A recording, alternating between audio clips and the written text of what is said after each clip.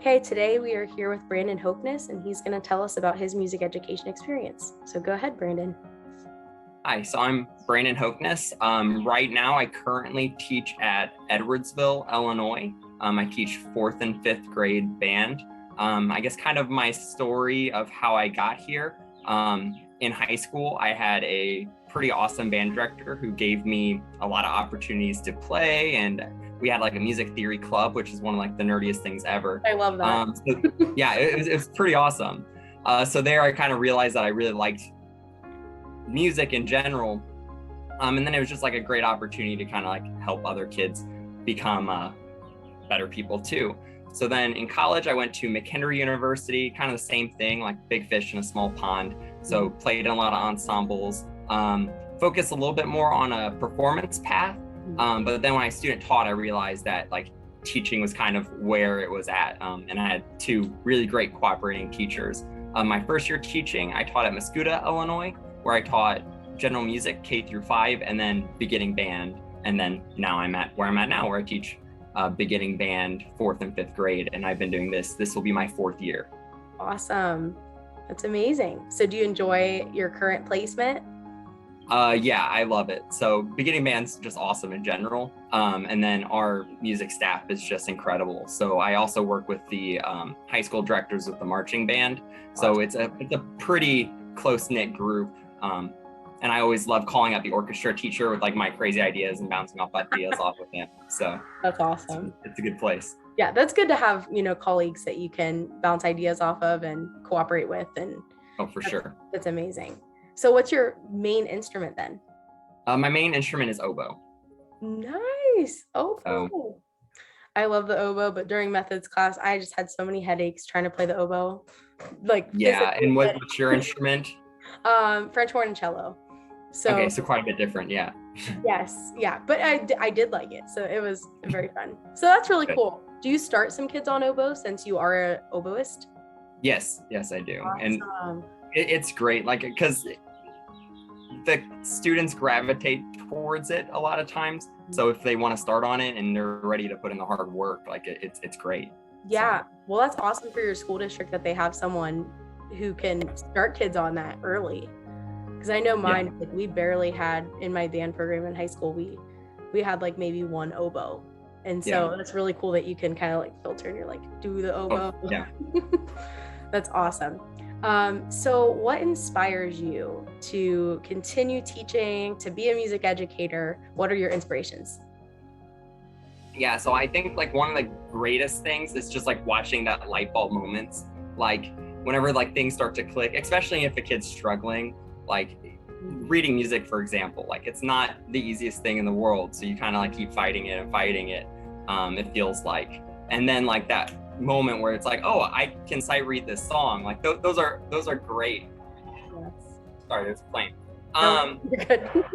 And like just consistently learning, like that's also great. Like one of my favorite answers to your question is, I'm not sure, like let's look that up. Which I mean is great for the kids too, but it's like I like finding out new things, and teaching definitely has a lot of opportunities to that, like just constantly bettering ourselves. So yeah, those are kind of two things for me. That is awesome. What are some, things that keep you going, keep you teaching? Obviously those light bulb moments and those things you talked about, but what keeps it with the burnout and maybe different things that we experience as teachers? What keeps you going through it all? Yeah. So I think those moments definitely kind of are motivators. Yeah, it's easy to say over the summer. That'd be a really good question in like January, where we kind of feel the burnout. Yes, yeah. It's like, okay, summertime right now, we're relaxing. Yeah, like right now I'm pretty fresh. Yeah. Yeah, I guess I think the best way to kind of say that is polarization of like how our schedules. So like I kind of said, in January, things are crazy and I can expect that, or we're getting ready to go into the beginning of the year, marching season. Like I know that it's going to be really insane and my time is going to be dedicated to that music. So like right now, while it's summer, I'm not doing as much music things. I'm making sure that we're going to the park with my family, or I go for a hike or longer runs and stuff. And I think that really has helped me. It's like whenever it's music time, like it's all in, but whenever it's not music time, we can shut that off and be like, I'm gonna enjoy my vacation kind of thing. Yes, So I think that's important to find that balance for sure, because if not, it's like you're just running on empty, but there's gotta be right. And I mean, time. there's times it's going to be devouring and there's no way to avoid that. So Yeah. whenever you have the time, it's like, okay, I could maybe do a little bit more score study over the summer, but at the same time, like there's also time for that later. And right now I just need Right to now is recharge the not the battery. time. Yes. I totally agree. Do you have any advice or encouragement for future music educators coming into the field? Future educators going into the field. Any Yeah, advice? so I would I would definitely, whenever it comes to like burnout, say like, yeah, enjoy your time not in it. I think the best thing is just to kind of find mentor teachers that you like look up to, or maybe you work with, because you can't do it by yourself. And you can have good ideas and that's great.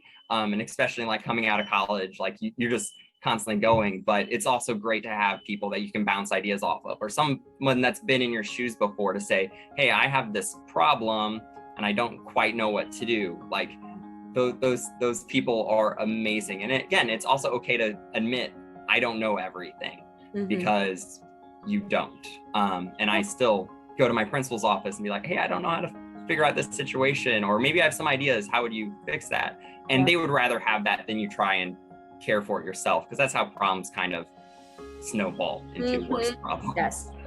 Yeah, for sure. I think that's a great advice for anyone going into education, just to not rely on your own knowledge and, Oh yeah. trust the people who have been doing it for years and see what they have to say. Well, and even whenever you talk to them, like sometimes they can like just bouncing ideas off of general. Like I remember I was talking about tuning to another director and we were both just bouncing ideas, and he knew more than me, but he also liked what I was saying too. Yeah. So we were kind of helping each other. So it's definitely kind of, we can all learn from each other. Yeah, it's not just one-sided. Yeah, everybody gets something from it. And I mean, we're teachers first. Like it doesn't matter who we're teaching, whether they're a fourth grader or an adult. Like we're ready to talk and help anybody. So it's that's awesome. Do you have a favorite memory from teaching or anything like that you'd like to share? I think my favorite memory was that first concert where I was like by myself, and like listening back to recording, it might not have been my best concert ever, but it was just that like nice uplifting moment of like, okay, I do kind of know what I'm doing. Yeah. And I'm so proud of how we ended up pulling it off. Like it was a really good time, and the parents were happy, the kids were excited. Especially with beginning band, you can really see their improvement over time. I mean, a couple months before they hadn't put their instrument together. Yes. So that first concert, it's probably one of my favorite memories. That was a good time. That is also, when I'm looking back on my stuff, that's also one of my favorites, is that I think a lot of people can relate. That first concert, getting it done, doing it, that's awesome. Like every concert since then has been easier. Yeah, it's like, okay, now I know what I'm doing. It's not so stressful anymore. Yep. That's awesome. And then do you have any like tips for what helped you kind of get where you are? Like in what way? Just maybe like things that helped you get a job, maybe things that you did that you were like, oh yeah, that definitely helped me in the future, like doing this one thing. Okay. Yeah, I think the first thing is just like getting experience in different ways. So if you're wanting to maybe teach in the high school, you have to be teching and marching bands as soon as you can. Getting out there, literally doing the job. For me, I kind of knew I was going to go to the probably like elementary, middle school is kind of what I was thinking when I was in college. So I was teaching private lessons. I was getting into different classrooms. And I also had a really cool opportunity where my college started a beginning band at one of the local schools. Wow, so, like, that's whenever, cool. Yeah, it was amazing. So when the director came up to me, he's like, hey, do you think you'd want to help with this? I'm like, yeah, absolutely. So then when I was getting out and interviewing, I'd say, oh yeah, I've already taught beginning band. And they're like, oh, that's great. So you kind of know at least what you're doing somewhat. So just getting out, getting that experience, and then the same thing, like talking to directors, they can put in a good name for you if you've had that experience. And those are some of the best people to kind of have as references. Yes, that is really cool about your college starting that beginning band program. Do you have any, advice Yeah, it starting was great. programs? Like what you had to do to like make that happen, or maybe describe your experience with that? Yeah, so with that, it was kind of great because my director, she kind of helped push it forward and then kind of assembled the group. So it was a couple of us. So it was a lot of collaboration, so that we all could kind of help each other. But yeah, it was a really kind of unique experience. And it worked out really well. But yeah, it was kind of like relying on her a little bit for sure. Yeah, I'm sure it was nice to kind of have that experience with like a mentor that you knew like could help you guys get through it. And right, because I mean, there's moments where like I don't know what to do right now, and then Dr. Motor might like take over for a little bit and be like, let's do this real quick, or let's count this rhythm and count and clap it.